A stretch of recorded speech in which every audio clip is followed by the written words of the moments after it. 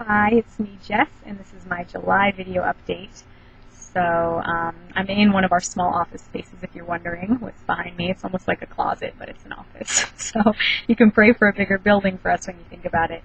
But I wanted to share about the outreach to the Gay Pride Parade that we did. It was June 29th, and we wound up doing a weekend outreach, and that was the first time we had ever done outreach there, but it was the 44th annual Gay Pride Parade for the city, so kind of interesting. But we did a prayer walk on Saturday, which was like a highlight for a lot of the people that were with us. It was really awesome. It felt very strategic and pointed, some of the things that God had us praying as we walked the entire parade route. And it was neat. Afterwards, we did a little debrief and got to hear what each of the pairs had prayed. And a lot of them, God kind of laid some similar things on our hearts to pray for. And it also seemed like there was just like God covered every area sort of through the different pairs, because one of them prayed for like children that were in homes with two of the same-sex parent, and another group was praying for the churches, that they would really have God's truth in their hearts about the area, and we're praying for a cleansing in the land. And it was really, really good. And for me too, it was the best prayer walk I've ever personally been on. It felt very good, and it felt like we really did prepare the way for the next day. And I think because some of the team was feeling a little scared and unsure. Here's these weird things.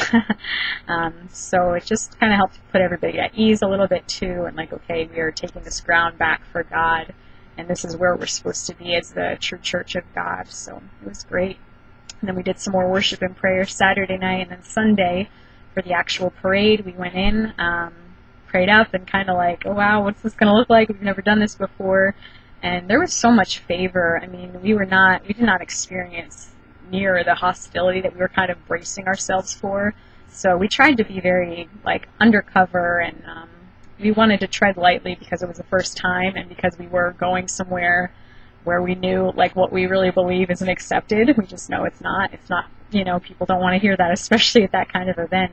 And we used surveys, and that it was a good tool to use out there. We were set up in two different areas, and we had at the actual parade site, we had a team passing out free water and lemonade, which everybody loved, and doing some of the surveys there. And then the other half of our group, which I was in, we set up at the festival, and we kind of just engaged people with the surveys. We were in groups of two, like, hey, can we ask you a couple questions? And most people were like, sure. And we were like, tell them it's a little, there's some of these are about your sexuality, is that okay? And I think everybody, I don't know if anybody I asked that stopped had said no. Maybe some people were just walking by and didn't have time to stop, but people, especially out there, were like, yes, we want to share our opinions. So, especially about that.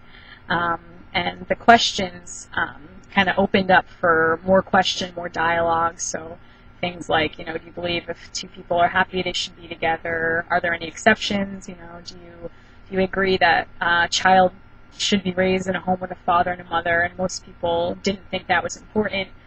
So for that question, I would ask, like, well, is that your personal experience that you feel that way? And just kind of trying to go deeper, ask deeper questions. And a few people I talked with specifically told me that they didn't have a dad growing up, and they were kind of like, we're fine. And I was like, well, I kind of know what that's like. Did you feel a void growing up without a father?